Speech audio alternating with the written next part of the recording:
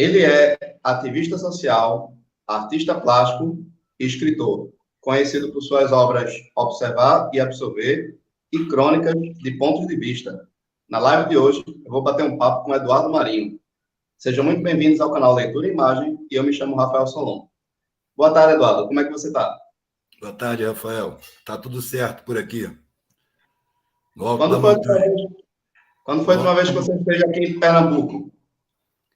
A última vez, 2005, passei de carona com 2 filhos, indo em direção à Fortaleza, no Ceará. E quando você esteve por aqui, o que é que aconteceu? Quais foram as histórias que você Rapaz, acompanhou aqui nessa terra? o grosso das histórias aconteceu no princípio da década de 80. Eu morei na Rua Velha, numa pensãozinha, num muquifozinho, do lado de uma igreja evangélica. E morei também um tempinho no mercado de escravos, em Olinda, que eu conheci o Vigia, né? Hoje parece que é turístico, na época era fechado. Uhum. Também participei do Festival do Balanço Coreto, na Praça da Preguiça, no verão de 81 para 82. Eu tive em Olinda. Passei muito por aí, mano, várias vezes. Estive também naquele prédio enorme que tem na Boa Viagem, fiquei num apartamentinho lá, um prédio que tem uns 300 apartamentos por andar. Não sei se é Balança Mais Não Cai o nome. Você chegou a conhecer alguns dos moradores de rua daqui de Recife também, não foi? Conheci alguns. O que me marcou mesmo foi o empresário, que morreu parece que tem 2 anos. Alguém me mandou um e-mail dizendo que em Boa Viagem morreu um mendigo que era conhecido como um empresário. Então, provavelmente é o mesmo. Esse foi aquele que a família morreu num acidente e Foi. ele... Ele largou a empresa para trás e foi andando e sumiu. E aí eu conheci ele em Recife, ele já era mendigo. E um dos comentários marcantes para mim foi ele fala que se ele soubesse como era bom ser mendigo e não ter nada, ele nunca teria tido empresa, que era um inferno na vida dele. Que a vida de mendigo era muito melhor. Confirmando as minhas impressões, né? Agora, ele é um raro, porque é difícil uma pessoa que dispõe de excessos, de luxos e privilégios se adequar a não ter nada. Em geral, entra em depressão, se mata, pira. Né? Mas ele não. Ele teve uma outra motivação, né? De repente, quando recebeu a notícia de que a família tinha morrido, deu um estalo nele, ele olhou em volta e, como ele falou comigo, né? Me deu um estalo, eu olhei em volta e tudo aquilo perdeu sentido. Eu não era mais o meu lugar. Ele era o dono da empresa. Aí não viu sentido naquilo tudo. Levantou e saiu andando. Os funcionários estavam esperando ele ter uma reação mais visível, mas ele não teve reação visível. Ele levantou calmo, vestiu o paletó, pegou o elevador, saiu andando pela rua, ninguém foi atrás, ele não voltou, mano.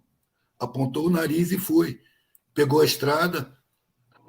Eu imagino que uma ou 2 semanas depois estava chegando em Recife. E foi acolhido por outros mendigos que viram que ele estava em surto. Né, e acolheram, levaram ele para a mansão, e ele foi voltando à realidade. O que ele falou, o que me trouxe de volta foi o amor dessas pessoas, que é o melhor meio social que eu já vi. E ali eu já estava concordando com ele, eu tinha 19 anos.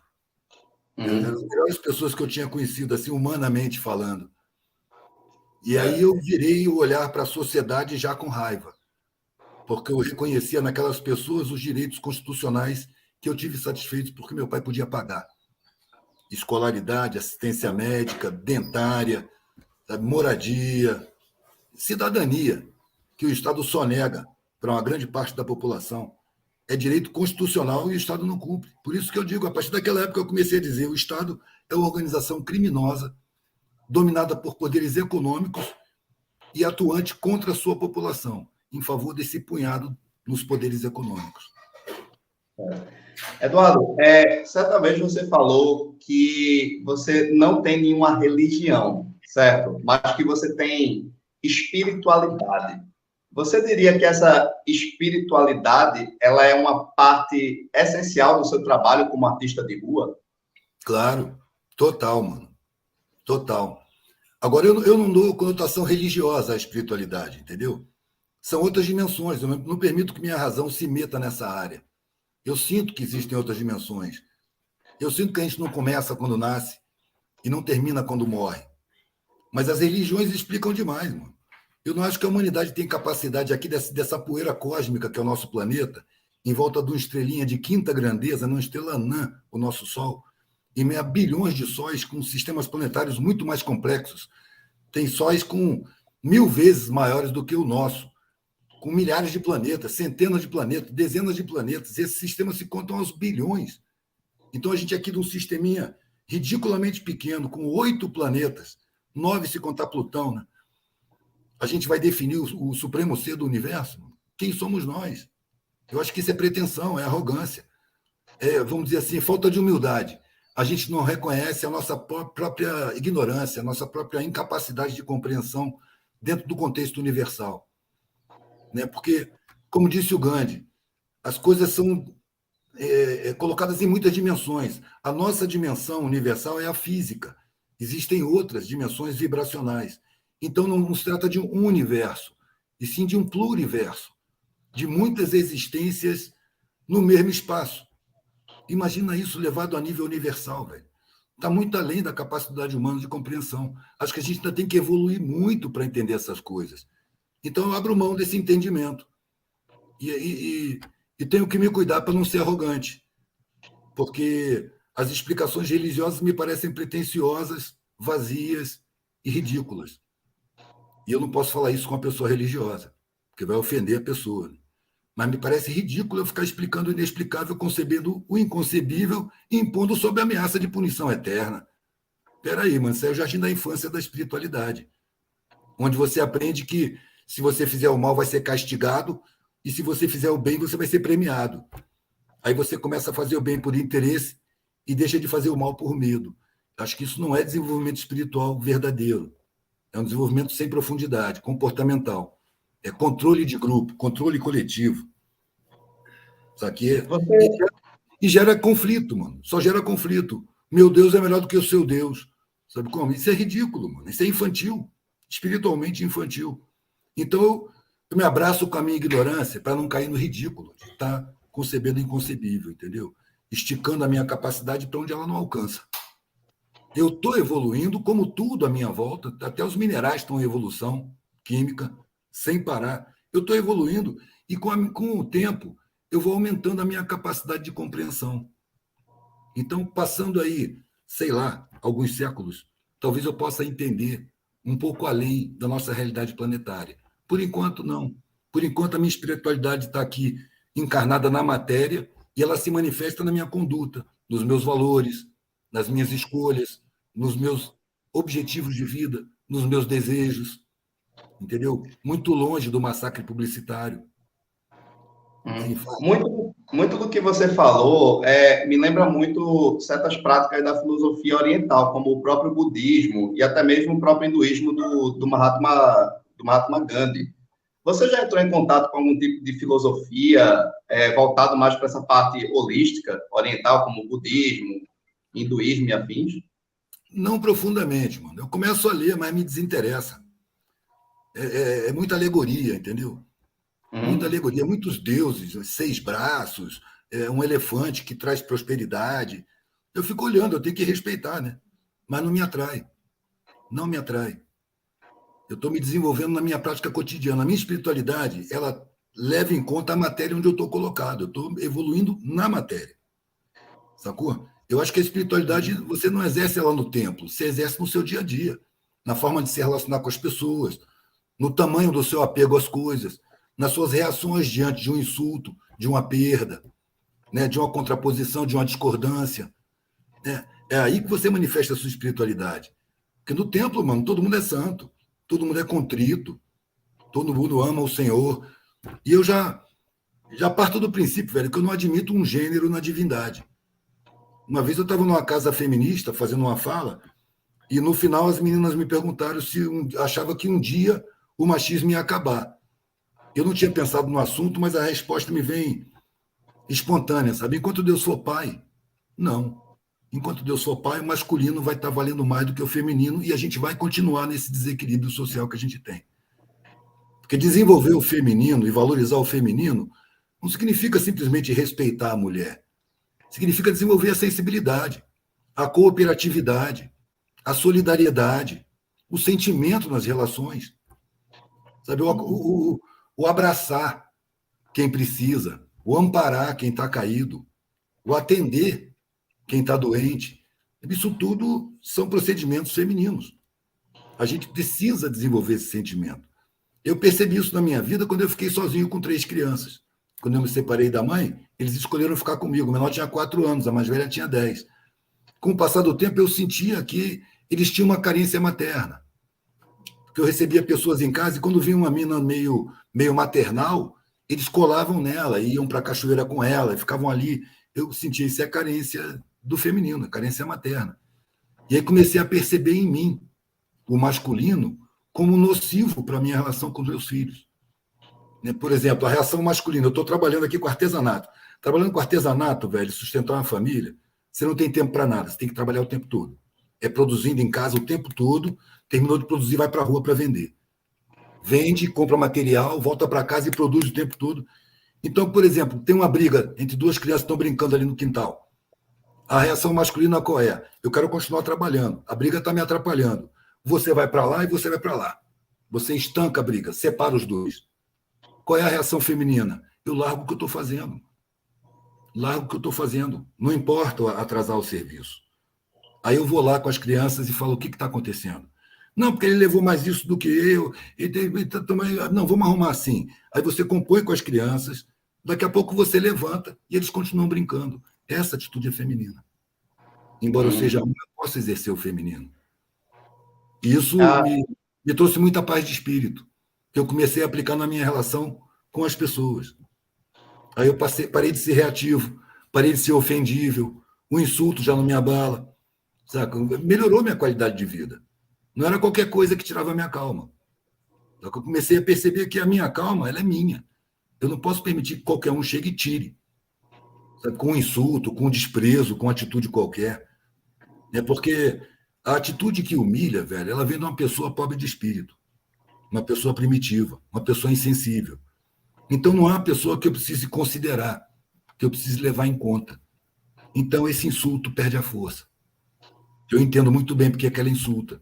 Eu não tenho as marcas sociais de respeito. Eu tenho cabelo comprido, eu faço artesanato, eu abordo as mesas, eu interrompo as conversas. Eu estou vendendo de mesa em mesa.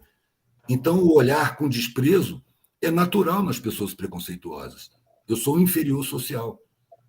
E era engraçado que logo eu comecei a colocar pensamento no meu trabalho. E vinham pessoas para discutir, pessoas que eu mostrava na mesa, vinham discutir comigo. E eu tinha muito poder de argumentação. Então, quando o meu argumento batia o argumento da pessoa, a pessoa ficava inconformada. Quem esse cara pensa que é? Quem esse cara pensa que é? E aí parte para agressão, parte para o insulto. Muitas vezes eu ouvi tanto, velho, a frase "você para mim é um merda", justamente quando eu derrubava um argumento trouxa, preconceituoso. Você para mim é um merda. Eu ouvi tanto isso, aí que eu comecei a responder, pode crer, merda orgânica, ótimo adubo.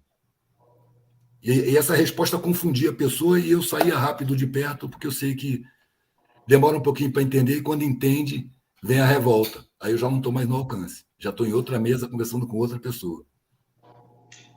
Você tem um trabalho muito de ativista social. E uma coisa que eu acho muito impressionante é que você faz muita crítica ao materialismo, à sociedade do consumo. Durante toda essa sua vivência, você chegou numa conclusão do que é que fomenta a necessidade das pessoas terem mais do que os outros? Claro, de onde vem tamanha ganância, tamanha cobiça por parte do coletivo? A gente vive sob massacre, mano. Um massacre publicitário, midiático, informacional e ideológico. Que bota desde da mais tenra infância a ideia de que o mundo é uma arena competitiva, que você tem que ser melhor do que o outro. Quem tem mais vale mais. Não é pelo seu sentimento, é pela sua roupa, é pelo carro do seu pai, pela casa que você mora. Não é pela sua criatividade, não é pela sua humanidade. São valores criados e impostos no nosso modelo de educação e na prática midiática cotidiana, na prática da publicidade, do marketing, né, ideológico, nas novelas, que induz a pessoa ao consumo. Um dos maiores problemas, a meu ver, né, um dos maiores problemas sociais que nós temos é a quantidade imensa de necessidades artificiais, necessidades que não são necessidades naturais, são inventadas e impostas. Se você não tiver esse produto, você é uma pessoa que vale menos. Se você não comprar um celular novo, você é inferior ao seu vizinho que tem um celular novo. Balela, que não resiste a um pensamento mais profundo. Mas, ao mesmo tempo, nós estamos numa sociedade que induz a superficialidade mental, para você não aprofundar nenhum pensamento, para você não refletir, não procurar as causas, não procurar as raízes. Porque você procurar as razões de ser das coisas, as raízes da realidade, você tem que ser uma pessoa radical. E olha o conceito que se criou em cima dessa palavra radical. Você escuta essa pessoa radical, você entende que ela é agressiva, você entende que ela é violenta, você entende que ela é briguenta, que ela é problemática, que ela é intolerante. Você não entende que ela é profunda. Porque a profundidade é proibida na nossa sociedade, é ridicularizada. Isso aí é papo cabeça. Isso aí é teoria da conspiração. Vamos consumir, né? Vamos para o rolê, vamos para o externo. E aí as pessoas não entendem, porque chegam nos 30 anos angustiadas e tomando antidepressivo. Porque tudo que elas almejam é falso, não é verdadeiro. Não realiza a gente. O que realiza a gente é espiritual, mano. É a sensação de ser bom, a sua existência ser boa, a sua prática ser boa para o coletivo, por exemplo. É você trocar afeto, é você gostar e ser gostado onde você for. É isso que realiza a gente. Você vê que o seu trabalho é útil para todo mundo, que é bom para todo mundo. É escolher o trabalho que você mais adora e não o que dá mais dinheiro. Chega a ser incoerente, porque olhando de fora, eu percebo que as pessoas que têm mais dinheiro são as mais isoladas. Porque elas não podem confiar em ninguém. São cercadas de gente falsa, de gente interesseira. O próprio estabelecimento social se torna agradável, risonho, tudo por você, pelo seu bem-estar, pelo seu amor, e não é por você, é pelas coisas que você tem. Aí você acaba perdendo a confiança nas pessoas, você acaba perdendo a confiança nos afetos. Você não sabe se seus amigos são seus amigos pelo que você é ou pelo que você tem. Você só quer tratar com gente do seu mesmo patamar. Você justifica as mazelas do mundo porque você usufrui das injustiças. Quando você tem uma empregada doméstica, você está usufruindo de injustiça social, porque ela tinha o direito constitucional de acessar a universidade, de ter uma boa profissão. É um direito constitucional que o Estado não respeita, para criar uma maré de pobres para serem explorados. Então, quando você usufrui da injustiça, você apresenta isso de outra maneira. Não, eu estou ajudando. Eu estou dando emprego. Quando, na verdade, você está explorando o trabalho braçal de uma pessoa que foi impedida de acessar os seus direitos constitucionais pela própria estrutura do Estado. Então, qualquer uso, mano, qualquer funcionário que você tenha de baixa qualificação é fruto de injustiça social. E você, naturalmente, vai se tornar um beneficiário das injustiças sociais. Daí os patrões serem contra os direitos trabalhistas. É a mentalidade escravista, mano, que permanece na nossa mentalidade colonizada. Que nós sofremos de colonialismo mental, velho.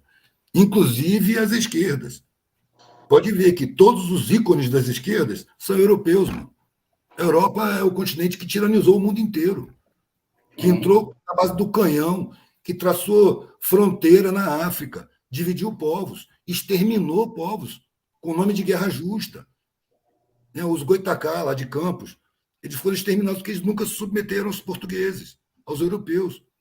Os Botocudo, que hoje são os Krenak, que habitavam toda a região do Rio Doce, eles estão reduzidos a um pequeno pedaço de terra lá em Resplendor, perto da fronteira do Espírito Santo.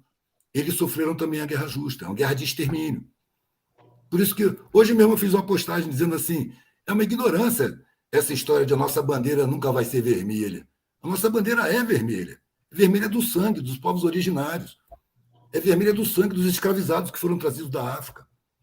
É vermelha do sangue dos que foram exterminados na época da concentração fundiária. Um monte de lavrador foi expulso da sua terra e veio encher as cidades, encher as favelas, com famílias inteiras.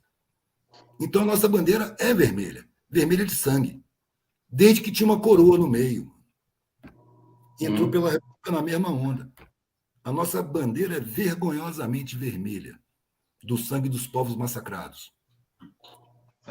Eduardo, uma coisa que eu acho muito interessante a respeito da sua história é que em um determinado momento, quando você ainda estava morando com seus pais, você quis seguir a carreira como artista, mas a própria família foi contra você seguir essa carreira e queria que você fosse advogado, né, ou que tivesse outro tipo de...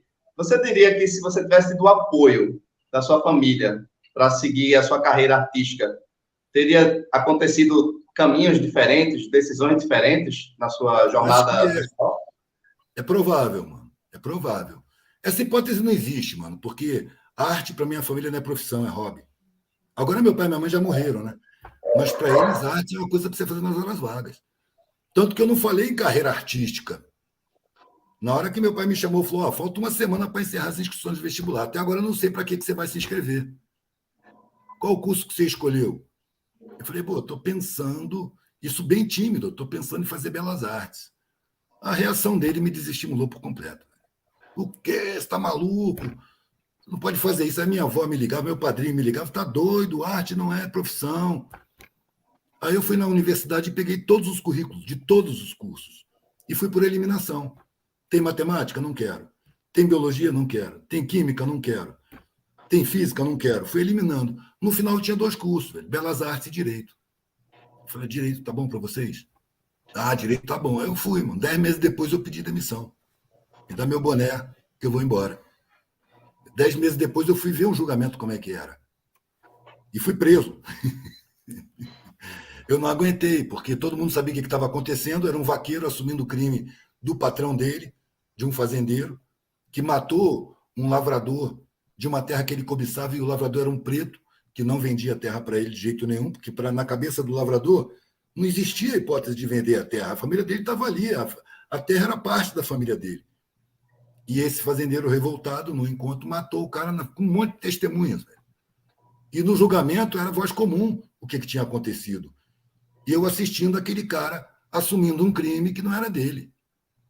Aí eu levantei, bradei, falei que o juiz sabia, não consegui terminar de falar, né? Fui retirado da sala pela segurança, me levaram para o quartinho, me deram umas bordoadas. Depois o juiz veio falar comigo, soube que eu era estudante de direito, veio falar comigo que eu era novo, que ele também tinha sido novo, impetuoso, que eu ia amadurecer, ia entender o papel dele, que não dá para brigar contra o sistema. Eu vi tudo calado, velho, mas resolvido que eu não ia mais fazer direito. Não é da minha índole, eu não consigo, isso é coisa para gente vocacionada. Eu não tenho vocação para falar enrolado, nem para ficar frequentando o fórum, mano. O clima no fórum, para mim, é repulsivo.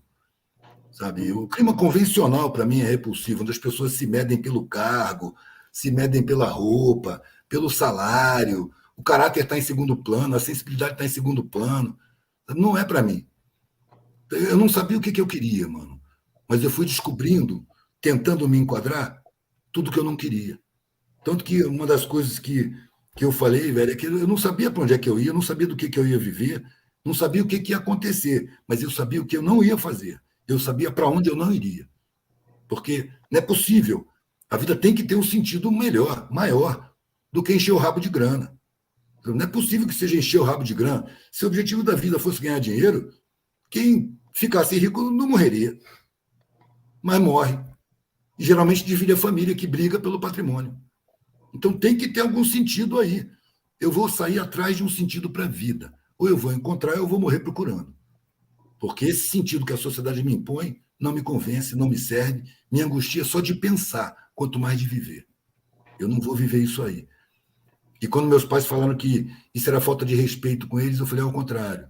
Eu tenho muito respeito por vocês, mas eu tenho não só o direito de decidir a minha vida, mas a obrigação também. O que vocês estão não é respeito, é submissão. Sabe? Eu não vou me submeter a isso. Até porque quando eu tiver velho, arrependido e frustrado, vocês não vão estar aqui para eu poder reclamar.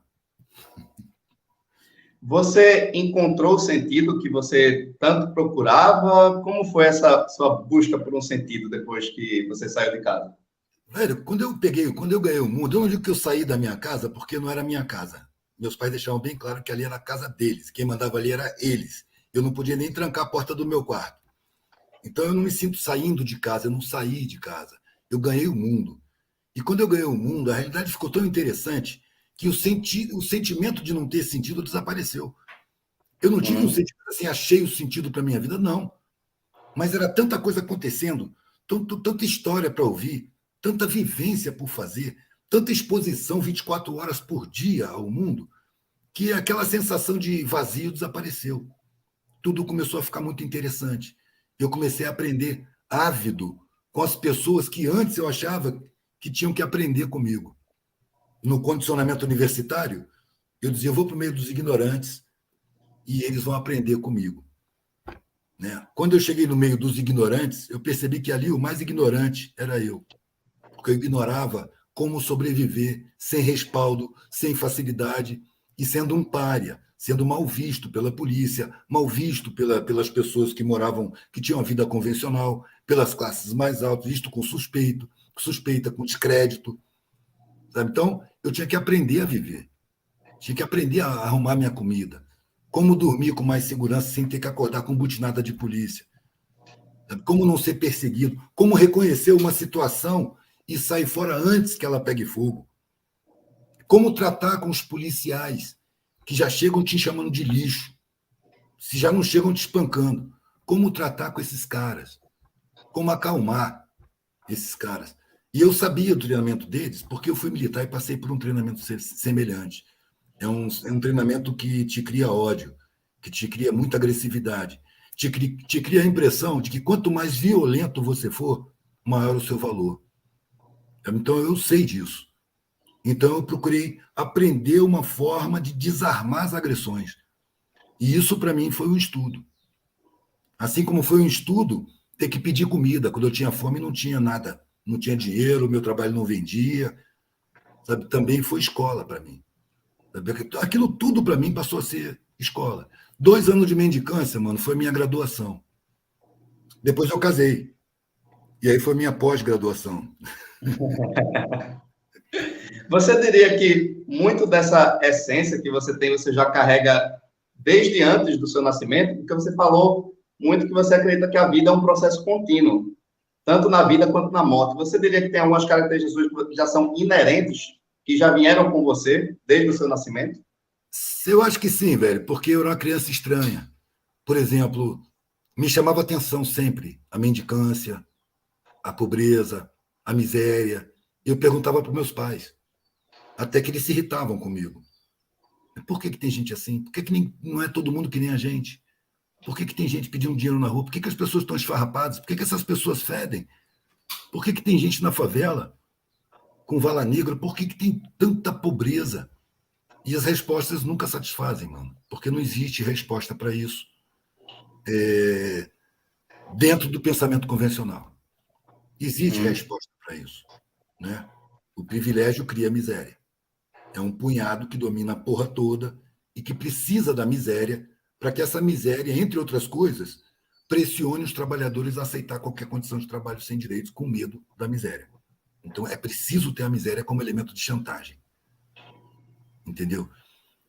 Mas eu questionava. Quantas vezes eu passava de mão dada com a minha mãe, aí passava pelos mendigos assim, eu ficava olhando, minha mãe puxava meu braço. Para de olhar, menino. Mas mãe, mas por que eles estão aí? Por que eles são assim?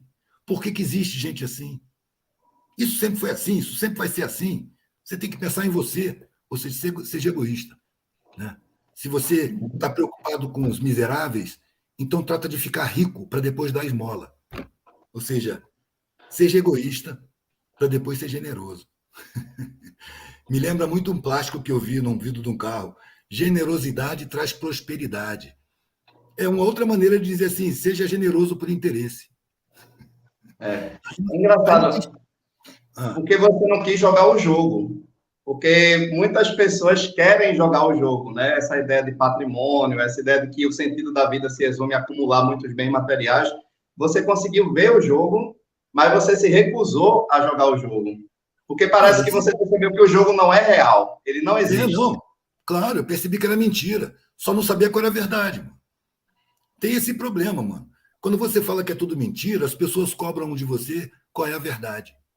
E se você não tem a verdade para apresentar, então você não pode dizer que é tudo mentira. Espera aí, porque eu não sei a verdade, Eu tenho que sair acreditando em mentira? É óbvio que é mentira. A vida é uma passagem, mano. Começa no nascimento, termina na morte. Eu usei o mangueiro, não sei se você sabe o que é mangueiro. Mangueiro é sair vendendo artesanato de mesa em mesa de bar em bar. Como eu tinha pensamento no meu trabalho, eu usava meu trabalho para fazer pesquisa. Pesquisas várias, mano. Eu tive mais de 20 anos mangueando, então eu fiz muita pesquisa. E uma delas era quando alguém via meu trabalho, tinha aquele contato mais mental, mais reflexivo, que eu via que tinham ganhado respeito comigo, porque eu não estava vendendo brinquinho, pulseira e colar simplesmente. Eu tinha reflexão, eu tinha substância, né? Eu tinha questionamento, eu tinha propostas, eu tinha pensamentos. Aí, quando tinha aquele contato, terminava o contato, eu vendia ou não vendia, eu falava, posso fazer uma pergunta? Qual é o contrário de morte? Fala tu, Rafael, qual é o contrário de morte? A gente chama de vida, né? Essa é a Contrário de morte resposta seria... natural. Essa é 99% das vezes. Quando não é o silêncio desconfiado, não, vida está muito óbvio, eu não vou responder nada. Mas a resposta era essa, vida. Eu dizia não, não. A morte é só um momento, é um instante em que você sai da matéria. O contrário de saída é entrada. Qual o momento que você entra na matéria? No nascimento? Ou na concepção? Então, vida é o espaço que você tem aqui, desde a hora que você entra até a hora que você sai. Você tem um tempo aqui, umas décadas, uma mixaria de tempo. O que você vai fazer com isso? Vai se dedicar a construir patrimônio? Para onde você acha que vai levar esse patrimônio? Está desperdiçando a vida. Essa sensação eu tinha muito claro. Estão me convencendo a desperdiçar a minha vida. Outra pesquisa que eu fiz, logo no começo, mano, quando eu mal tinha, meu trabalho era horrível. Quando eu tinha trabalho, eu entrava num coletivo, se fosse um bar, uma praça, onde tivesse gente para vender, se eu localizava um velhinho da alta velhice, a alta velhice para mim é depois de 80 anos. Se eu localizava um velhinho da alta velhice, eu ia mangueando e indo na direção dele, porque eu queria perguntar para esse velhinho ou velhinha qual era a opinião dele a respeito da vida. Dá licença, quer dar uma olhadinha? O painel era uma chave de contato. Porque gente dessa idade não compra artesanato. Quer dar uma olhadinha? Não, eu não compro nada, não. Eu posso fazer uma pergunta? O que você acha da vida? Você acha que foi boa a sua vida? Você deu proveito à sua vida? E ficava ouvindo as respostas. E a quantidade de gente que dizia que nem viu o tempo passar, que a vida passou que ele nem viu. Ih, meu filho, passei a vida inteira pagando carnê, quando eu vi já estava velho. A vida passou e eu não vi. Ele tá louco, mano. Isso não é vida. Isso não é vida. A sensação de ter vivido em vão é muito comum na alta velhice. A vida passou e eu não dei proveito, porque eu estava preocupado com coisas que agora são besteira. O empresário velho que falou, cara, quando o médico falou você não pode mais trabalhar, você só pode sair acompanhado da sua enfermeira, você precisa de acompanhamento, você não pode mais morar sozinho. O cara era viúvo. Ele falou, cara, na hora que o médico me falou isso, eu senti a porta da morte está aqui na minha frente. Eu vou morrer. Eu nunca tinha pensado na morte. Para mim, sempre foi um assunto baixo astral. Esse é um dos grandes equívocos que a gente convive com eles. A gente não fala na morte porque acha que ela é baixo astral, que ela é tragédia. Não é, mano. Morrer é consequência natural de nascer. Tudo que nasce morre. A gente tem que ver a morte com naturalidade. Não como uma desgraça, uma tragédia. Ah, Deus não vai deixar que isso aconteça. Que é isso, meu irmão? Você quer virar uma uva passa? Tu vai envelhecer, vai virar uma banana passa, velho. Vai ficar caído, precisando de ajuda para ir no banheiro. É óbvio que você vai morrer. Quando essa carcaça aqui não estiver dando conta de se segurar, eu quero que ela caia, eu quero me libertar dela, mano. Passa para outro lado, vamos ver o que tem. A morte é uma porta de saída. Só isso e mais nada. Para onde vai ser? Não sei. Eu sinto. Mas eu vou saber. Por que eu tenho que afirmar isso agora? Eu não acredito nessa bobagem de que se você não tiver uma fé cega, Deus vai te castigar. Eu não acredito nem que Deus castiga, mano. Não sei que conceito é esse, está muito acima da minha capacidade. Está muito além do que eu posso entender. Mas se as pessoas levassem em conta que a vida é uma passagem, ia ser mais difícil você dedicar a sua vida a constituir patrimônio. Você chegaria num certo ponto e tá bom, já tenho mais do que eu preciso. Agora eu quero viver. Eu não vim aqui para vencer na vida, mano. Eu vim aqui para viver. Eu não quero ser melhor do que ninguém. Eu quero ser melhor do que eu era antes. Eu quero ser o meu melhor possível. Porque se eu for melhor do que você em alguma coisa, você vai ser melhor do que eu em alguma outra coisa. Não dá para a gente cooperar em vez de competir? Eu acho que parte da evolução planetária caminha nessa direção. Daqui a algumas gerações. O que seria a evolução planetária? A evolução planetária é uma coisa relacionada. Me lembrou um pouco o espiritismo. Tem a ver com o espiritismo, esse conceito de evolução planetária? Tem, velho. O espiritismo tem alguma noção disso. Mas apresenta também Deus como um paizão. Deus quer isso, Deus quer aquilo. Eu acho meio ridículo ficar falando dessa maneira. Não sei o que Deus quer, ou se Deus quer alguma coisa. Sabe? Não sei o que é isso. Mas eu sinto que o ser humano é a evolução de todas as outras espécies. Tanto que foi o último a aparecer.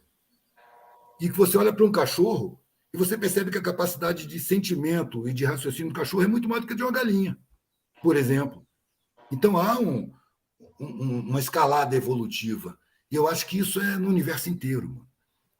Do mesmo jeito que um dia a gente descobriu que existiam outros continentes, a gente como humanidade, e montou nas caravelas e foi descobrir as novas terras, os outros povos que não se sabia a existência. Do mesmo jeito, nós estamos chegando perto de uma época em que a gente vai descobrir que há outras civilizações planetárias. E nós vamos entrar em contato com essas civilizações. Faz parte da evolução planetária. A gente, em geral, tem a sensação, velho, de que todo o tempo passado acaba aqui, hoje, no meu presente. Aqui é o fim da história. Isso é um equívoco, mano. Nós estamos num ponto do tempo que tem milênios para trás, tem milênios para frente também. A gente está participando de um pedacinho dessa evolução. E evoluindo também, individualmente. A evolução é coletiva, mas ela começa no indivíduo. Hoje, por exemplo, eu sei muito mais coisa do que eu sabia na minha infância. E isso acontece com todo mundo. Um monte de coisa que você não entendia, chega um ponto que você fala, então é assim que funciona. Eu lembro da minha filha mais velha, com coisa de uns 5 anos, 4, na banca, eu vendendo em Salvador. Aí ela olhou o dinheiro que comprava as coisas que ela gostava e tal, e viu eu vendendo o brinquinho e a mulher me dando o dinheiro. Ela estava assim, com a banca no olho dela, assim, olhando. Aí eu ouvi a vozinha, é assim que ganha dinheiro. Ela começou a entender de onde surgia aquele papel mágico que comprava o pastel que ela queria comer. Sacou? Com todo mundo, em todos os sentidos. A gente vai entendendo. E ao longo das vidas que a gente vai vivendo, a gente vai entendendo cada vez mais. Hoje eu tenho mais sabedoria e mais conhecimento do que eu tinha antes. Então dá para imaginar que o processo individual é também coletivo e é planetário, velho. O planeta, quando ele apareceu, era impossível viver alguma coisa aqui, velho. Acho que passou uns 2 bilhões de anos que não tinha nada vivo. Depois começou a aparecer o musgo, né? Começou a aparecer a vegetação, milhões de anos até aparecer o peixe, né? Depois o anfíbio, o batráquio, né? Os répteis, depois os mamíferos. E aí, 4 bilhões de anos depois, apareceram os hominídeos. Paralelos. Uma coisa que eu quero muito saber também, Eduardo, é com relação ao seu trabalho artístico. Quais foram as primeiras escritas que você fez? Você começou com a escrita ou foi com as obras como artista plástico? Quais foram os seus primeiros trabalhos artísticos que você começou a fazer? Depois de adulto? De adulto, quando você decidiu se tornar artista de rua. Bom, eu não decidi me tornar artista de rua, né? Eu me tornei artista na rua, para ter do que viver. Eu não queria ter um emprego, não queria ter um patrão, eu queria trabalhar por conta própria. E eu não fiz só arte, né? Eu comecei com artesanato, torcendo arame, porque eu não tinha casa. E o arame é mais fácil. Você com um alicate, uma lima, um alicate de bico redondo, você cata semente, espinho de mandacaru, você dá seu jeito e compõe as peças com muito pouco volume. Aí depois eu fui fazendo macramê, aprendi a trabalhar com couro, comecei a fazer pirogravura. Quando eu tive isso tudo observando o mundo, né, e percebendo as coisas que eu não percebia do patamar que eu vivia, eu não enxergava. Aí quando eu tive filho, já 2 anos depois, eu já estava com a necessidade de botar o que eu estava sentindo no meu trabalho. Aí eu aprendi a fazer gravura em metal, com corrosivo. Fazer o metal ficar em relevo, fazer desenhos, frases, escritos. Ali eu comecei a usar a técnica artística, porque eu já desenhava desde criança. Eu me lembro quando minha mãe me levava para o trabalho dela, ela me sentava numa mesa, me botava papel, lápis e borracha, fica aí desenhando. E eu ficava desenhando a tarde inteira. E eu gostava muito, né? Mas não, isso para eles nunca seria uma profissão, e para mim também não seria. Mas depois que eu estava na rua, eu comecei a aprender. E quando eu tive necessidade de falar o que eu penso, dizer o que eu sinto diante dessa sociedade, aí voltou o dom artístico. Eu já tinha, vamos dizer assim, a percepção artística, a sensibilidade artística, tanto que eu usava para combinar as cores das miçangas, a fazer os colares mais lindos. Eu me aplicava a desenvolver técnicas. Eu sempre fui muito exigente com o meu trabalho. Queria fazer cada vez mais bonito, cada vez mais bonito. Aprendi a fazer corrente peruana. Mas quando eu comecei a ter necessidade de dizer o que eu penso, eu passei para a gravura e mudou meu contato com o mundo. Velho. É muito diferente você sair vendendo brinquinho, pulseira e colar e você sair vendendo pensamentos, reflexões e questionamentos. É outro público, é outro nível de contato. Rola muito mais papo, as pessoas questionam as frases, há discordâncias, há debates. Quantas vezes a pessoa me convenceu e eu peguei aquele broxinho, estraguei e falei, esse aqui eu nunca mais faço. Você tem razão. Daqui eu estava em depuração permanente o tempo todo. Então, em 82, eu já estava fazendo arte. Só que o mercado de arte não reconheceria isso. Eu estava fazendo gravura e metal. Existem outros artistas que, de uma certa forma, você consegue ver uma semelhança com o seu trabalho ou que inspiraram o que você faz hoje? Rapaz, não tem, não. Talvez alguns variados, mas nenhum assim tão forte. Hoje eu trabalho com desenho nanquim, porque é preto no branco. A minha base foi a seguinte: eu preciso fazer arte que não tenha custo, ou que tenha o menor custo possível. Então eu parti para a serigrafia. A serigrafia, eu fotografava uma tela, uma matriz, em cima de um pedaço de vidro, mano, com um banco de cada lado e uma lâmpada no chão. Então eu fazia dali uma matriz e imprimia em cima de qualquer superfície. Eu queria botar na mão mercadoria para ir para a rua vender. Digamos assim, eu trabalhava em casa de segunda a quarta ou de segunda a quinta. Quinta eu ia para a rua, vendia na noite nos bares. Na sexta eu vendia na universidade, à noite nos bares. No sábado eu procurava algum evento durante o dia, de noite eu ia para os bares. Domingo eu geralmente tenho uma feira onde eu podia expor. Em segunda eu comprava mercado material, matéria-prima, solda, chapa, corrosivo, levava para casa e começava a produzir de novo. Isso num ritmo frenético, mano. Às vezes eu levava criança comigo. E ia mangueando e levando criança comigo também. Sobretudo quando eu fiquei sozinho com os 3. Algum dos seus filhos também desenvolveu o dom artístico? Teve alguns deles que também... Tem, o meu caçula, ele é músico. Músico. Guitarra e tal. E ele faz o artesanato. Ele aprendeu a fazer nomezinho comigo. O nomezinho é aquele, você pega aquele arame, vai torcendo, escreve o nome, faz um fecho e põe na roupa. E com qualidade, né? Porque eu vi tanta porcaria feita com nomezinho, mas eu fazia de qualidade. E meu filho aprendeu comigo. Então, sempre que a situação aperta, ele tem um painel de nomezinho para sair vendendo e sair do aperto. Aliás, foi esse trabalho que me salvou várias vezes. Na época do Collor, por exemplo, as pessoas não estavam comprando nem o que comer, velho, que dirá artesanato. Então, eu fazia nomezinho e ia para as feiras para trocar em comida. E aquilo ali me salvava. Sacou?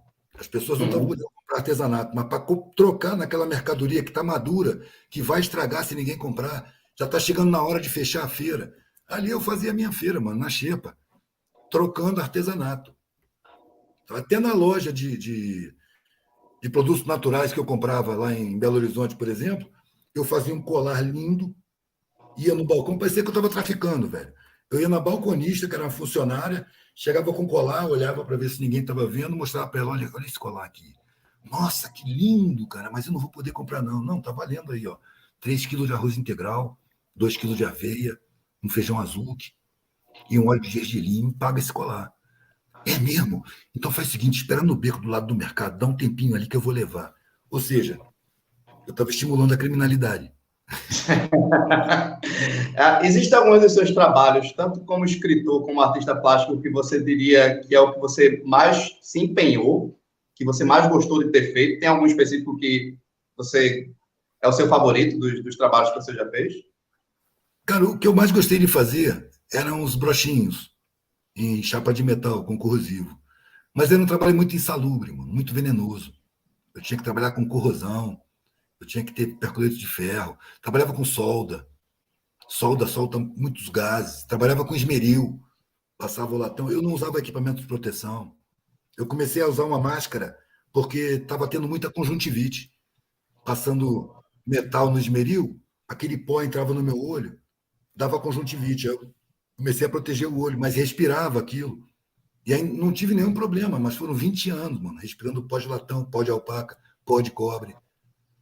Então, é um trabalho que eu tenho muito afeto por ele, porque ele me sustentou durante muito tempo e não tinha igual. Eu ensinei para várias pessoas, mas as pessoas não rendiam, faziam a produção e paravam, porque dava muito trabalho. Então, é um trabalho praticamente exclusivo meu. Eu me lembro que uma vez eu estava expondo em Saquarema, eu já não estava mais fazendo esses brochinhos, mas eu tinha um estoque ainda num painel. Eu fui expor em Saquarema, me deram uma banca grande. Aí eu botei umas esculturas, uns desenhos, botei umas camisas, botei umas modelagens com durepox. E lá no cantinho eu botei um painel. E veio um cara olhando, trabalho por trabalho, porque o desenho aqui é muito detalhado. Então o cara veio olhando tudo. Quando ele chegou no painel de brochinhos, ele olhou e levantou a cabeça, falou: cara, eu te conheço. Apontou para o broche aqui. Eu comprei um broche desse tem 20 anos, lá em Salvador.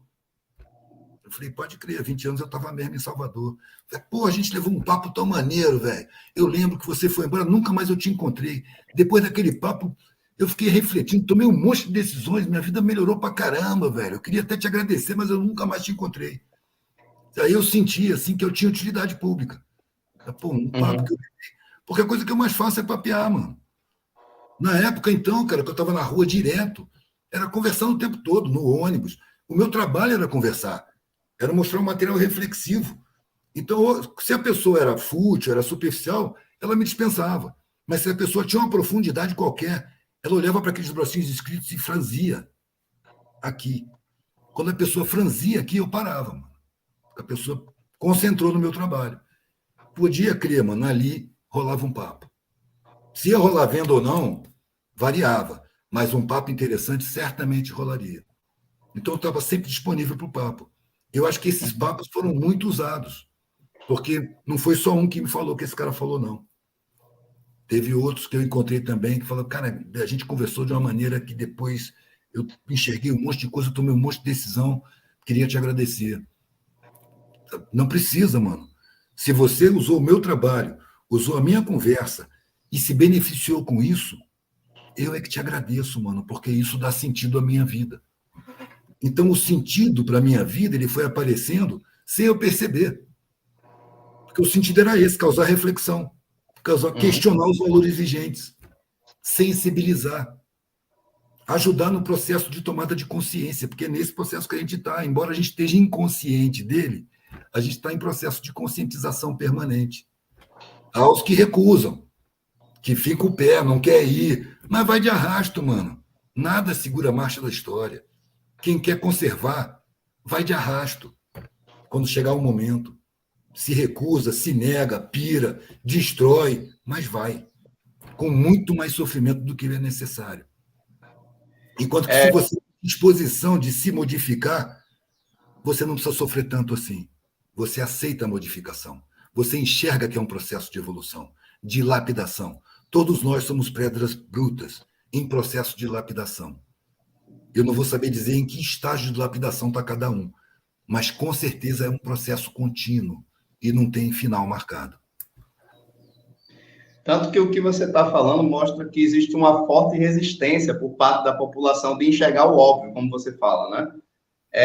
E essa resistência de enxergar a realidade como ela é muito subjetiva, né? Vai de cada um tem a sua própria forma do seu próprio processo de evolução espiritual. Mas eu queria também aproveitar, Eduardo, falar um pouco sobre um dos seus livros. Você tem um livro que é chamado Crônicas de Pontos de Vista, certo? Sim. Nesse livro, como foi que começou a ideia para você fazer esse trabalho escrito? Foi um editor que me procurou. de uma editora chamada Nave Louca. Inclusive, fechou essa editora. Ele me procurou e sugeriu fazer um livro meu. Eu não tinha pensado nisso. Mas aí eu aceitei, eu não ia gastar nada com isso. Falei, eu não pago nada. Ele falou, não, tudo por nossa conta aqui. Eu falei, tá, beleza, então. Aí passei para ele o meu blog, que eu escrevo nele desde 2009. Eu cruzei uma mina que era ativista social e ela me ouvia falando enquanto eu expunha. E ela falou comigo, cara, você tem a obrigação de escrever o que você diz. Eu falei, como assim? Você tem a obrigação de escrever, cara. Você tem que ter um blog. Eu não sabia nem o que era um blog. Ela foi, eu tinha ganhado um computador. Me deram um computador. Você precisa de um computador. Eu dizia, mas eu não sei mexer nisso, não. Mas você precisa. E o computador foi instalado na minha casa e ficou lá desligado, velho. Eu tinha medo de ligar e quebrar. Até que amigos do meu filho chegaram lá, me ensinaram como é que ligava, abriram um e-mail para mim. Eu comecei a conversar com uma filha que estava nos Estados Unidos. Aí ela já começou a me interessar. Achei amigos que eu não via há muito tempo. E aí ela foi lá em casa e abriu um blog para mim, em 2009. E eu comecei a colocar tanto os meus desenhos Anakin que eu estava fazendo já na época, como textos de história, contando coisas que eu lembrava. E aí mostrei para esse cara. E ele foi selecionando os textos. No final, ele me passou, fizemos umas correções, eu troquei coisa de lugar, coisas que. Teve uma coisa engraçada que ele falou assim: não, agora eu vou mandar para correção. Eu falei, mas que correção? Não, a correção gramatical e ortográfica. Eu falei, não tem correção nem ortográfica nem gramatical. Não, mas tá cheio de erro de português aí. Tem os erros que eu quero, parceiro. Isso aí não está errado por ignorância minha, não. Eu conheço muito bem o vernáculo. Quando eu fiz o vestibular, o que me passou no vestibular foi a redação. Eu leio pra caramba, eu sei escrever direitinho, conheço todas as regras, entendeu? Mas eu quero escrever desse jeito que está aí. Aí ele ficou me olhando e falou: então escreve isso aí que você acabou de me dizer. Aí eu escrevi. Eu não tinha compromisso com as regras gramaticais. Que eu escrevo como se fala. E gosto disso. Eu não me incomodo o preconceito, não me importa o desprezo, né? Não me importa nada. Eu quero ser fácil de ler. Eu quero falar a língua geral. Eu não estou escrevendo para eruditos. Eu estou escrevendo para qualquer um. Sacou? Eu não quero prêmio, não quero academia, nada disso, mano. Eu quero escrever e botar na rua. Foi para a rua? Eu não vou participar nem na divulgação, velho. Eu vou escrever outra coisa. Foi o que eu falei com o cara que fez o segundo filme, o Via Celestina. Quando terminou, ele falou assim: não, agora vamos começar o trabalho de divulgação. Eu falei: não, senhor. Terminou? Tá pronto? Solta no YouTube, mano, e vamos fazer outra coisa. Deixa que ele se divulga como tiver que se divulgar. Não quero fazer sucesso. Eu quero fazer mais coisas. Não tem muito tempo. Então, em vez de eu estar incensando os trabalhos já feitos, eu vou fazer outros trabalhos. Eu não preciso de reconhecimento. O reconhecimento que eu preciso é o da minha própria consciência. O reconhecimento do mundo eu abri mão com 19 anos de idade. Eu sabia que ia ser um pária, sabia que ia encontrar o desprezo, o preconceito, a suspeita, o descrédito. Eu encontrei tudo isso e convivi com tudo isso. Não vai ser agora, com 60 anos de idade, que eu vou me preocupar com o conceito social a meu respeito. Se eu estou bem com a minha consciência, velho, eu estou bem com Deus, vamos dizer assim. Eu estou bem. Minha consciência aprova o que eu estou fazendo? Não é que minha consciência me acha perfeito, não. Eu reconheço várias falhas, convivo com elas, mas eu tenho uma consciência atenta. E eu trabalho nela o tempo todo. Então, se a minha atitude, se o meu trabalho, se o meu comportamento está de acordo com a minha consciência, mas não preciso de mais nada. Não preciso de mais Tanto nada. que muitos artistas se preocupam com a questão dos direitos autorais, né? Eu tenho que registrar meu trabalho, tenho que ficar na Biblioteca Nacional. Mas você já faz o oposto. Você lança o trabalho para o mundo, mas você não se preocupa com a questão do direito autoral, não é isso? É isso. Não tem a menor importância, mano. Quanto mais for visto, melhor. O nego fala, pô, tem um monte de vídeo meu aí. Meu não, né? Pedaços de falas minhas gravadas em vídeo que nego bota em canais aí que eu nem conheço. E é monetizado e ganha dinheiro. Aí nego, pô, o cara tá ganhando dinheiro às suas custas. Não, velho. Às minhas custas não. Ele tá ganhando dinheiro dele lá. E, pô, não vou me aborrecer com isso. Já tem tanto motivo sério para me aborrecer no mundo.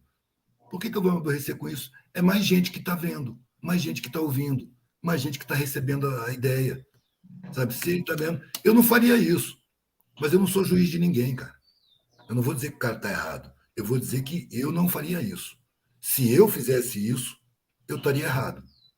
Mas cada um que haja de acordo com sua própria consciência. Ele não está me lesando em nada. Sacou? Ele está se aproveitando? Problema dele, mano. Eu não sou juiz de ninguém. Não vou ficar com raiva disso. Sacou? Raiva é um sentimento que eu não gosto de ter, então eu evito. Nem sempre é possível, claro. Mas sempre que é possível, eu evito.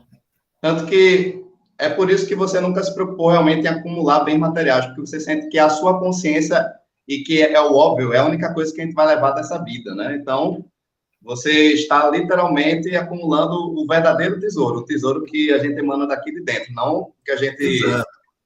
Eu Né? diria que é o patrimônio espiritual. O que a gente leva da vida é o patrimônio espiritual, velho. É o que você Uhum. fez, é o que você deixou, os sentimentos que você produziu aqui, que você alimentou dentro de você. Né? Você faz a sua frequência vibracional. E com isso você sintoniza a sua realidade. Não adianta você ser pilantra e querer estar no meio dos honestos, velho. Você não vai ficar ali muito tempo. Você vai desintonizar. Se você é violento, você vai sintonizar com gente violenta. Se você trabalha com arte, no meio da multidão você vai encontrar artista. Isso é sintonia de frequência, velho. Eu acho que quando a gente passa pelo portal da morte, a gente vai direto para a sintonia da gente, de acordo com o Uhum. que tu viveu. Se tu é uma figura nociva, apegada, invejosa, traiçoeira, tu vai para esse meio, mano. Sacou? Ainda está arriscado em encontrar desafetos por lá que foram antes de você. É, são as nossas ações, né? Somos seres de ações. Então, tudo aquilo que a gente age no mundo vai reverberar no pós-vida, né? Então, acho que Sim. é algo que eu também sinto isso. Eduardo, eu queria aproveitar também e falar um pouco sobre essa questão. Você falou que teve algumas oportunidades que surgiram ao longo da sua vida para você divulgar o seu material. Entre elas foi o livro. Surgiram outras oportunidades de pessoas que estiveram dispostas a incentivar o seu trabalho, a divulgar, digamos assim, que envolvesse custos financeiros. Surgiu alguma outra oportunidade além desse livro para você publicar os seus trabalhos? Olha, velho, tem gente que tem boa vontade, né? Mas eu sou escaldado com isso. A pessoa tem aquela empolgação toda no início. Depois ela vai querendo colocar a vontade dela e se ela não é atendida, ela já começa a se aborrecer. Então eu prefiro não. Na verdade, eu não vi isso como uma divulgação do meu trabalho, apesar de ter sido. Eu vejo isso como um aumento do alcance. Mais gente está recebendo. E isso é útil porque causa reflexão. Então não é bem uma divulgação minha, é uma divulgação do que passa por mim. Porque é como se eu fosse uma antena, velho. Eu estou captando e Uhum. transmitindo. E o que eu capto não me pertence. Eu capto porque sintonizo com isso. Eu tenho interesse nisso. Entendeu? Então, passa por mim e vai para o mundo. De vez em quando alguém me reconhece e tal, fala, pô, me amarro na sua, pá. É porque você não me conhece, parceiro. Eu sou só uma antena. Importante é a mensagem que passa por mim, e não eu. Não se deve louvar a antena, porque, vamos dizer assim, é um estímulo à vaidade. E a vaidade cega a gente. Se você se sente maior do que você deixa de ver um monte de coisa que está à sua volta porque você está ficando arrogante. Então, uma pessoa que você julga inferior a você, às vezes está te passando uma tremenda lição e você não está vendo, porque você não considera essa pessoa. Eu não quero fechar essa porta.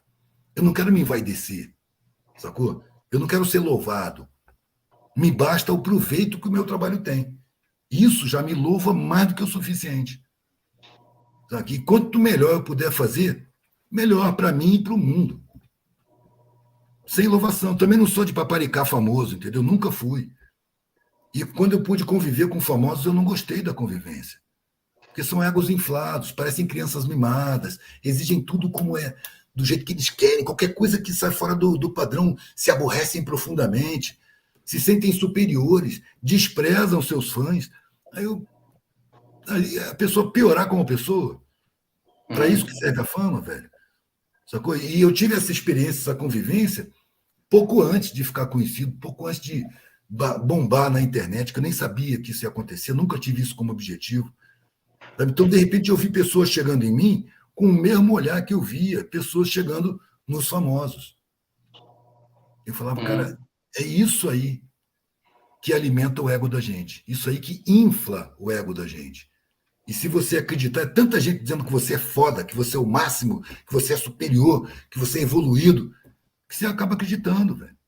E quando você acredita, você vira um babaca, mano. Eu não tô aqui para virar um babaca, sacou? Eu sou um habitante de uma poeira cósmica, eu sou um micro-organismo habitante de uma poeira cósmica. E a fama não me tira dessa condição. Quais foram as pessoas que você chegou a conhecer, que se tornaram famosas, que tinham um ego muito inflado? Mano, isso aí eu vou preferir não falar, porque é gente que está aí na mídia, entendeu? Tá certo.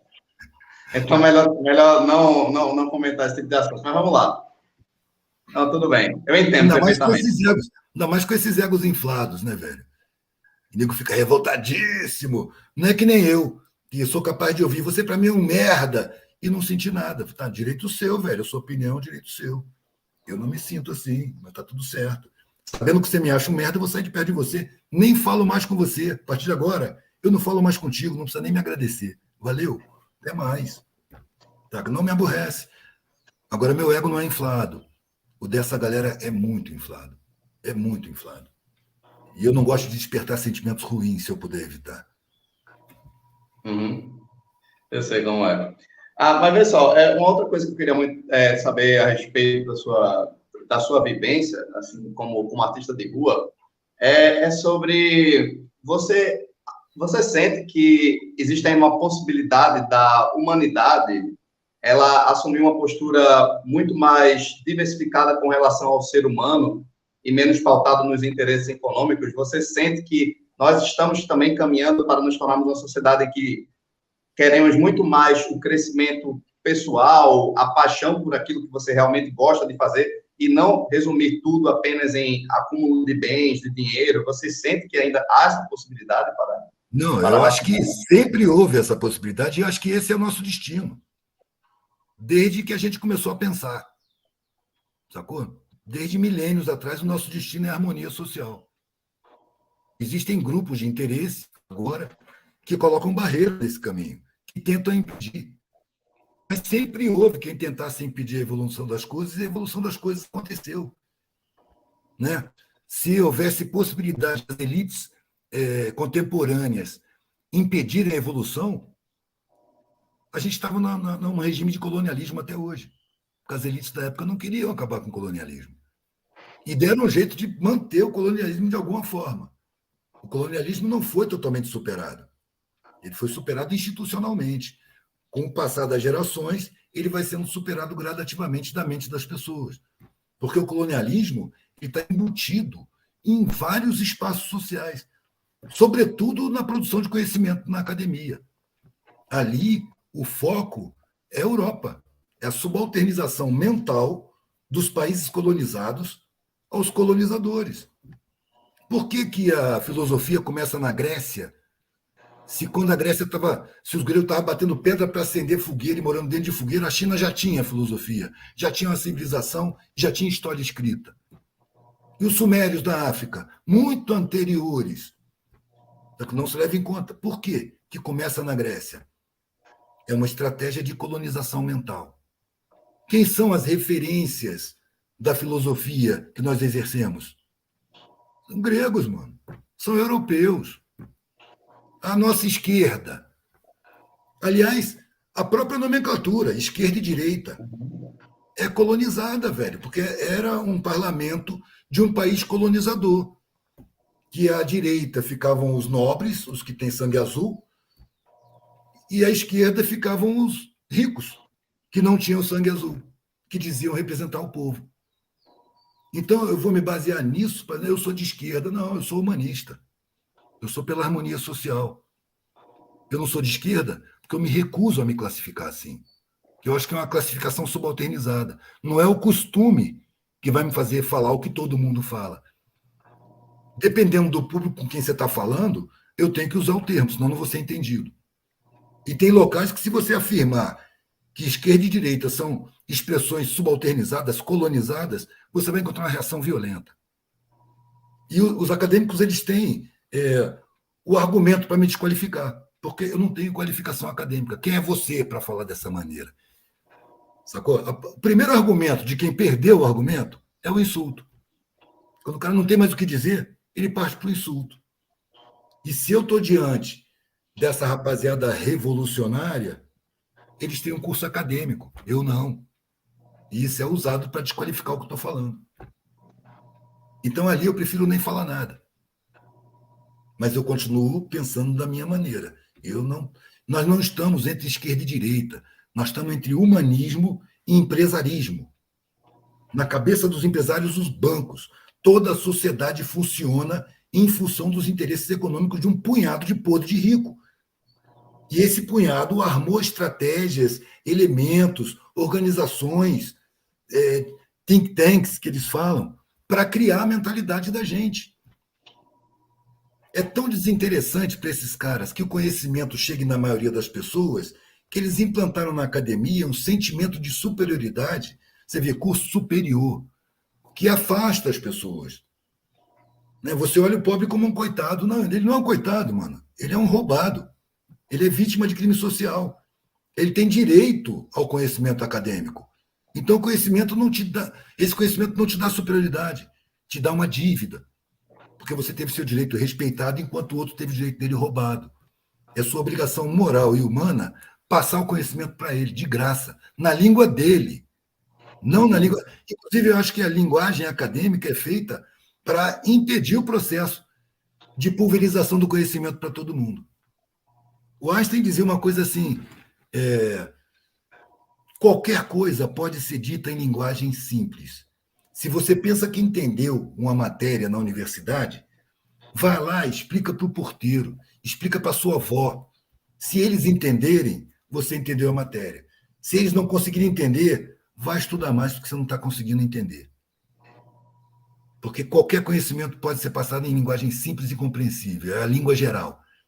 Mas para os dominantes isso não interessa. Interessa esse sentimento da classe média de superioridade social, de superioridade humana, sobre os desvalidos, os desdentados, os desescolarizados, os desabrigados, os abandonados sociais, os explorados, os escravizados, que é a grande maioria. Né? E é uma mentalidade tão pétrea, velho, que quando o pobre sobe um pouquinho, a classe média reage. Ela não quer, porque a sensação que ela tem é que ela está descendo. O pobre tem que permanecer pobre. É que nem aquela cabeleireira que filmou duas mulheres num cabeleireiro lá de Ipanema, Copacabana, no Zona Sul do Rio de Janeiro. Uma falando com a outra. A minha empregada ontem me disse que a filha dela está se formando em psicologia. Você já viu uma coisa assim? Me deu até um frio na barriga. Na hora eu pensei, puxa, quem vai ser os empregados dos meus filhos? Daqui a pouco não tem mais gente para ser empregado doméstico. Ou seja, a preocupação da figura é com o privilégio dela, com o usufruto da injustiça. Ela não pensa em harmonia social. Eu acho que a humanidade tem como destino a harmonia social, mas a mentalidade programada e imposta por um massacre midiático publicitário, pelo próprio modelo de ensino, a mentalidade criada é de que isso não vai mudar. Como disse o Paulo Freire, quando a educação não é libertadora, o sonho do oprimido é ser o opressor, porque ele não imagina uma sociedade sem opressão. Ele é induzido a achar que sempre houve opressores e sempre vai haver oprimidos. Essa é uma palavra muito difícil de eu usar, mano, sempre. Porque sempre, nunca, inclui a eternidade. Quem sou eu para falar da eternidade? Eu tenho umas décadas para viver. Então, sempre foi assim? Não, nem sempre foi assim. Basta estudar um pouquinho de história. E sempre vai ser assim? Improvável, mano. Daqui a 1 milênio vai ser assim? Daqui a 2 milênios? Daqui a 500 anos? Daqui a 200 anos? Não.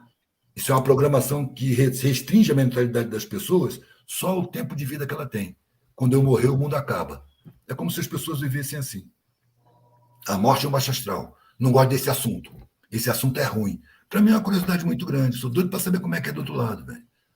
Eu só não tenho amanhã de arrombar essa porta. Eu acho que é uma porta que não deve ser arrombada. É como se lá dentro dessa porta, todo mundo tem a porta da morte, mano, do seu lado, a vida inteira, em todas as idades. Mas essa porta, ela abre sozinha. E quando ela abre, tá na hora de passar por ela. Se você arrombar a porta, você saiu antes da hora, velho. Você devia ter coisa para fazer aqui e deixou de fazer. O outro lado não está pronto ainda. Alguma coisa me diz que você vai se fuder. Então, no caso, é como se cada um de nós tivéssemos que esperar a ordem natural das coisas. É o ciclo acontecer da forma natural para não atrasar o seu próprio desenvolvimento nesse mundo. Seria isso? Mais ou menos, velho. Porque não é esperar, é fazer o tempo todo, procurar o que fazer. Então a vida tá ruim, tá tudo ruim, o convívio tá ruim, o lugar que você tá, você não tá gostando, as pessoas que cercam são péssimas, seu trabalho é horrível, você tá pensando em suicídio. Se você chegar a pensar em suicídio, velho, lembra, você vai morrer. Não tenha pressa. Tá ruim a vida? Pega umas roupas, joga numa bolsa, põe nas costas, abre a porta, sai. Se você está pensando em morrer, meu irmão, se atira no mundo. Deixa que o mundo te mate. Vai andando e não volta. Seja o que Deus quiser. Você estava pensando em morrer, meu irmão, qualquer coisa. Vai dormir no papelão, sai andando, vê o que acontece, dá oportunidade para a vida acontecer. Muda tudo. Esquece quem já existiu. Parte para frente. Ali na frente tem um outro mundo. Tem outras pessoas, outras situações. Mas a pessoa tem mais medo de se atirar no mundo do que de se matar. Isso para mim não faz sentido, mano. Você vai se atirar nessa incógnita, mano, sabendo que você está descumprindo a lei natural. Que a lei natural é você morrer naturalmente, na hora certa. Que seja um acidente, que seja uma doença, que seja desligamento dos órgãos, que seja qualquer coisa que não seja a sua iniciativa. Porque a sua iniciativa vai estragar seu caminho. Você vai ter que passar um tempão, mano, cumprindo pena por conta de uma atitude que violou as leis espirituais. Tudo que nasce morre na sua hora de morrer. Se outro te matar, é melhor. Eu já falei uma vez para um cara que me ameaçou com a arma. Eu falei com ele, meu irmão, eu não tenho medo de morrer. Na verdade, ele me ameaçou num morro lá de Salvador para me ver borrar de medo, entendeu? Ele não tinha motivo para me matar e eu sabia disso. Eu falei, velho, eu não tenho medo de morrer. Você está me apontando essa arma para ver medo na minha cara? Você não vai ver, mano. Se você achar que deve, você pode puxar esse gatilho, mano. Eu passo para o outro lado amarradão. Não tenho medo de morrer. Pelo contrário, tenho uma tremenda curiosidade de conhecer o outro lado. Se você for abrir a porta para mim, é contigo mesmo. Eu ganhei maior moral nesse morro. Ganhei maior moral. E o cara não atirou, mano. Sacou? E isso aconteceu algumas vezes. Já que eu não fico com medo. O meu medo é o cara acertar num lugar doloroso, eu ficar ali definhando, sacou? Pô, acerta na cabeça. Tá tudo certo. Na verdade, ele não tinha motivo nenhum para me matar, como não me matou. Várias vezes eu achei que fosse morrer. Sabe? Eu já vi, o nego atirou em mim para me pegar. Eu estava correndo, eu ouvi o zumbido da bala antes do pipoco do tiro. Zzz, zzz, pá, pá. Com o pipoco é que eu me liguei, que o nego tinha atirado em mim. E aí me atirei dentro de uma casa que estava com a porta aberta. Já a porta foi fechada, desci essa escadaria, saí do mercado do modelo lá embaixo, já embarquei, fugi, acabou. Não era a minha hora. A gente só vai na hora, mano. Não adianta achar que a gente vai fora da hora, não, que a gente vai na hora. Agora, quando você chega num ponto em que põe em dúvida a vontade de continuar vivendo, ali você está diante de uma prova. Ali você está passando por dificuldades que foram programadas para você. É aqui. Você está no momento chave, mano. Você vai se matar? Provavelmente você já passou por situações semelhantes. E a parada nessa hora é você levar em conta que é preciso superar aquilo ali. Tudo aquilo que está te dando vontade de matar tem que ser superado. É uma prova para ser vencida. É uma prova para você passar adiante. Sacou? E Você sente que a nossa vida aqui ela é um teste? É como se fosse uma aprovação que nós temos que passar nessa é uma existência? escola. É uma escola. E como toda escola, tem testes, tem provações, tem lições, tem aprendizados, tem cooperações, tem amparos. Tem pessoas que, de repente, falam uma coisa que você está precisando ouvir um tempão, a pessoa fala sem nem se dar conta. Fala, caraca, eu precisava ouvir isso, cara. E te esclarece, te acrescenta. As lições vêm na sua frente, mano. A vida te coloca oportunidade de aprendizado o tempo todo. A gente aqui anda distraído e dispensa as oportunidades. É preciso andar atento para não perder a oportunidade de aprendizado, porque é isso que melhora de verdade a gente. Não é grana, não é roupa de marca. E, velho, ó, vou pedir para você se adiantar um pouco, porque 6h15 eu marquei uma parada aqui perto, e já é quase 6h15. Eu achei que a gente já Ó, começou 1 hora. pronto. Não, tranquilo, tranquilo. Eu vou convidar você para gente bater mais um papo aqui no canal. Ah, mas Tranquilo. antes da gente encerrar o nosso bate-papo de hoje, eu queria só fazer uma pergunta que eu faço para muitos dos meus convidados, que a maioria dos que eu trago aqui são artistas, né? Independentes. Sim. Escritores independentes, atores e afins. Então, eu gosto de trazer gente independente para o meu canal.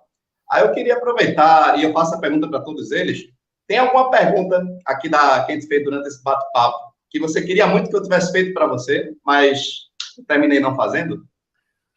Rapaz, eu não pensei nisso, mano. Alguma pergunta que Qualquer você. assunto que você acha que você queria que a gente tivesse entrado um pouco mais a fundo. Pode dizer, é uma pergunta. Eu queria muito que a Rafael tivesse feito essa pergunta para mim. Não sei não, mano. Inventa aí. Então, na próxima, você separa uma que aí você deu. Eu queria que a Rafael tivesse feito essa pergunta durante a live. Pô, velho, eu Pode não sei ser? dizer qual a pergunta, sacou?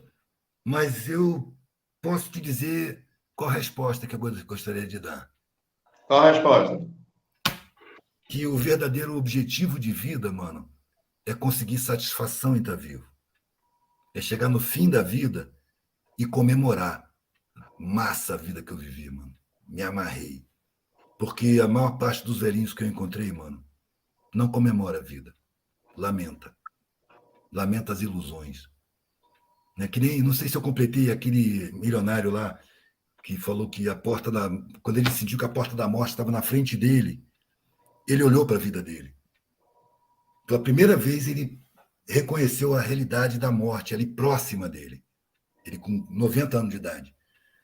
Ele falou, quando eu tomei consciência de que a porta da morte está para abrir, que minha vida está acabando, eu olhei para trás e tudo tinha perdido sentido.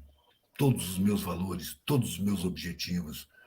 Sabe? E naquele momento eu tive a sensação de que mentiram para mim lá no começo da minha vida. E eu passei a vida inteira correndo atrás dessa mentira. E só agora que eu estou de cara para a morte é que eu percebi que era tudo mentira. Tudo que eu queria agora era o afeto dos meus netos, o afeto dos meus filhos. Eu não tive tempo de cultivar. Minha vida foi só trabalho. Trabalho e usufruto longe da família. Imagina os usufrutos, né, de milionários. Uhum. Que ali ele se ligou que a verdadeira razão de viver não é material, mano. Ela é espiritual. Está na área do afeto, está na área da utilidade coletiva, está na área das relações pessoais, saca? Está na área espiritual. É aí que está o sentido da vida, mano. É uma boa forma da gente encerrar a live de hoje, então. Mas Eduardo, eu queria muito agradecer pela sua participação. Foi um imenso prazer lhe conhecer. E eu faço já um outro convite, assim que você tiver tempo disponível, e a gente vamos continuar de onde a gente parou. O foco mesmo foi a gente falar sobre o seu trabalho artístico, mas a gente pode falar sobre política e sobre outros assuntos, qualquer pauta possível que lhe agrade, a gente pode debater sobre. Pode ser? pode ser sim, velho. Inclusive, política é uma área muito pouco explorada, porque a maior parte da política que eu considero não é partidária. E as Uhum. pessoas restringem política só a política partidária. E aquilo não é política, mano. Aquilo é farsa. Aquilo é fingimento. É jogo. Política é a gente debater nas comunidades. Política é você fazer uma versão infantil da Constituição, pelo menos dos direitos da população, e ensinar no ensino fundamental para as crianças. É você debater de onde vêm os impostos. Quem paga mais imposto, quem paga menos imposto. Quanto ganhou uma prefeitura? Em que ela vai aplicar esse dinheiro? Qual é o critério da divisão? Quanto ganhou o governo do Estado? Quanto ganhou a União? Quem paga mais, quem paga menos? Quem trabalha mais, quem trabalha menos? Quais são os quesitos constitucionais que não são cumpridos? Por que existe a miséria? De onde vem isso? Por que não tem um grupo de trabalho universitário pesquisando qual é a origem da miséria profundamente e denunciando para toda a sociedade? Isso, para mim, é política. A política partidária é uma coisa que ataca o fígado, mano. É horrível você ter que estar cochichando, sabe como? Enganando, mentindo, sorrindo para quem você não gosta. Isso para mim é uma aberração, velho. É uma aberração. Eu trabalhei na política partidária em 89, trabalhei para 7 partidos da coligação, contra o Collor, a favor do Lula. Na época, o Lula tinha barba preta, ele botava o dedo na ferida, falava que são os banqueiros internacionais que fazem a nossa economia ficar de joelhos. E ele teve que ir moderando esse discurso até virar o Lulinha Paz e Amor. Sacou? Ainda assim, é o único que já sentiu fome, que já teve a miséria no seu histórico, sabe o que é passar necessidade. Então não tem comparação, velho. Eu tenho certeza que o PT não vai com a minha cara. Enquanto o Lula estava no governo, eu estava acusando a construção de Belo Monte, estava denunciando a expulsão de 250 mil famílias para as obras da Copa e das Olimpíadas. Sabe que porra de PT é esse? Eu fiz um adesivozinho dizendo assim: Lula do PT, quem te viu e quem te vê. Fechando com os milionários, sabe como? E permitindo que as forças de segurança atacassem famílias, expulsando das suas casas na base da porrada do gás lacrimogênio, como eu cansei de ver, atacando o acampamento indígena revolucionário nas praças dos ministérios, que estava contra a destruição do Rio de Belo Monte, que foi destruído. Altamira hoje é a cidade mais violenta da Amazônia. Naquela época ela virou a mais violenta da América do Sul. Sacou? Os miseráveis cercaram a cidade. Então foi uma destruição muito grande, uma contradição. Mas aí, o que eu vejo demonstrado? Que o presidente, mano, não tem esse poder todo. Porque se fosse pela iniciativa desse ex-miserável, desse cara que teve na miséria, ele jamais permitiria que isso acontecesse. Ele teve que compor com os podres poderes e se assumir compromissos de campanha para atender esses interesses econômicos, mesmo sendo contra a população. Agora, ao mesmo tempo, por outro lado, você viu uma criação de programas, muitos programas que nunca tinha havido. O programa de aquisição de alimentos para distribuição nas escolas, sabe? O Conselho sobre Alimentação, que foi eliminado pelo Bolsonaro no primeiro dia do governo. Cara. No primeiro dia. Era um conselho de estudo sobre alimentação na população, que falava de nutrientes, falava de alimentação natural, de orgânicos, de agricultura familiar, sabe, para fugir dos ultraprocessados, contra os interesses da indústria alimentícia, que durante esse governo voltou para as escolas e a alimentação orgânica foi eliminada. Velho, mas ainda assim o Lula ele sabe jogar o jogo, porque ele favorece tanto os interesses econômicos e também em benefício da população. Ele sabe, mas a gente sabe que ele está muito limitado, né? Porque não é apenas o Lula que pode fazer tudo, né? Tem outras pessoas por detrás dos bastidores controlando. Não é o Lula, mano. Somos nós. Não dá para esperar que o Lula faça grandes coisas. Ele está amarrado numa situação onde as forças econômicas são enormes em cima dele. E ainda consegue escorregar daqui, escorregar dali. Meter um preto dentro da universidade é uma proeza, mano. Botou um monte de preto, pobre periférico, dentro da universidade, com vários programas de educação que facilitavam essa entrada. Isso derrubou o PT. O que ele conseguiu fazer em benefício da população foi exatamente o que levou ele a ser impeachmentado. Aliás, o processo começou em 2004, velho. Foi quando o governo do PT mandou para o Vietnã militares da Amazônia para treinar guerra na selva. Não sei se você está lembrado, o Vietnã foi um país que venceu os Estados Unidos dentro da selva deles. Botou os caras para correr. O único país que botou os Estados Unidos para correr. Quando o Brasil mandou militares da Amazônia estudar guerra na selva com os vietnamitas, o nego já botou o olho no Lula, tem que derrubar esse cara. E aí começou o processo. Em 2013, esse processo estava em pleno curso. Ali era necessário o quê? Tirar a imagem de que o PT é um partido diferenciado, ele tinha que atacar a população. Então armou-se um fuá tão grande que os governos foram obrigados a acionar as forças de segurança. E aí, tá vendo? O PT também ataca a população. Tudo parte do processo. E esse pessoal revolucionário de esquerda não enxerga, mano. Não enxerga. Estava lá achando que estava abafando nas manifestações, fazendo aquele papel feio que eu sempre vi esses caras fazerem. Chega na manifestação que é popular, carregando suas faixas enroladas debaixo do braço, vai lá para frente de todo mundo e estica aquelas faixas e impede a visão de quem está assistindo. Quantas vezes isso aconteceu comigo? Eu estou lá olhando os discursos, de repente estou vendo uma galera passando, dá licença, dá licença, dá licença. De repente sobe um monte de pano, eu não consigo mais ver o palco, não consigo mais ver o caminhão, não consigo mais ver o que está acontecendo. É esse pessoal que é revolucionário? É esse pessoal que quer tomar o poder? Eles não têm condição para isso, não têm mentalidade para isso. Eles também têm o cérebro lavado e enxaguado. Por isso que eu falo, a verdadeira revolução começa no íntimo de cada indivíduo. Se você não faz sua revolução interna, você não faz a revolução social. Você vai disputar o poder convencionalmente, igual todo mundo. E vai seguir sentindo o mesmo desprezo pelos pobres, vai seguir... Você vai trocar o preconceito econômico pelo preconceito instrucional. Não, o cara é muito ignorante. E não leva em conta a sabedoria popular, a capacidade de superação que só quem passa dificuldade tem, que a classe média não tem, muito menos a classe alta.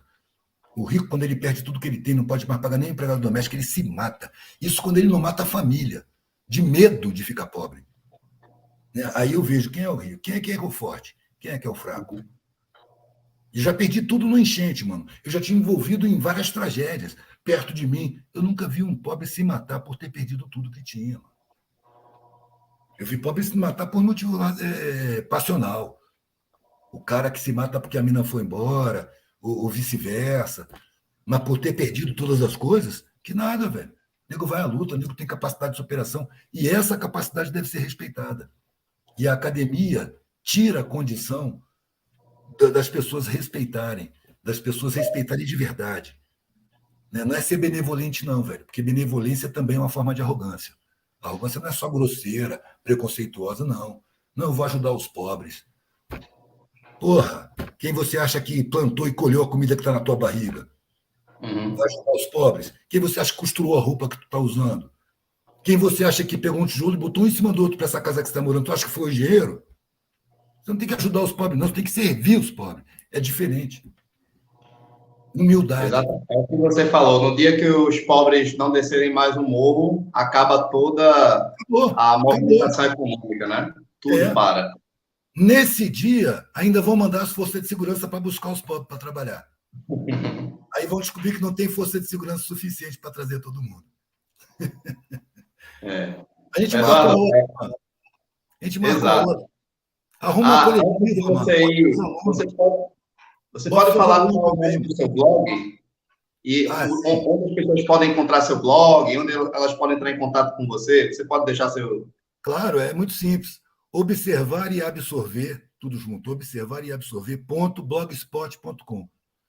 Ali desde 2009 que eu escrevo. Os 2 livros que eu escrevi, tudo está ali no blog, mano. Tudo. Sacou? O seu e-mail também está no blog também? Todos os seus dados? E-mail de contato tenho sim. Está tudo lá. Pronto, vou deixar aqui para aqueles que estiverem interessados em entrar em contato com você e conhecer um pouco mais sobre o seu trabalho. Pode ser? Legal, claro. Você dá aula para ensino médio, mano? Pode falar de novo, que os cachorros aqui começaram a latir. Você é professor, né, mano? Eu sou professor, ensino língua portuguesa, língua inglesa, ensino e também já sou formado em psicologia. Então, tanto na área de saúde quanto na área da educação. Porque é ensino médio? É ensino médio? É aula particular no momento. Eu estou dando aula particular de casa em casa, entendeu? Estou vendo alguns de contrato. Eu sou autônomo, né? Independente. Então já inviabilizou minha proposta. Eu ia chamar, botar uma classe aí, mano, para a rapaziada fazer pergunta, que adolescente é ótimo para perguntar coisa. Muito, demais até. Eu já Meu amigo, como você já está atarefado, né? Você tem compromisso, eu não quero também tomar muito do seu tempo, tá bom? Mas vamos marcar outra live assim que possível, pode ser? Pode ser sim, a gente marca, mano. Vou fazer uma viagem agora e volto no final de novembro para o começo de dezembro. Aí a gente já conversa outra vez e marca e faz outro papo. Tranquilamente. Maravilhoso. Obrigado mais uma vez, Eduardo. Tenha uma ótima noite e a gente se vê na próxima. Tchau. Obrigado também, velho. Um abraço.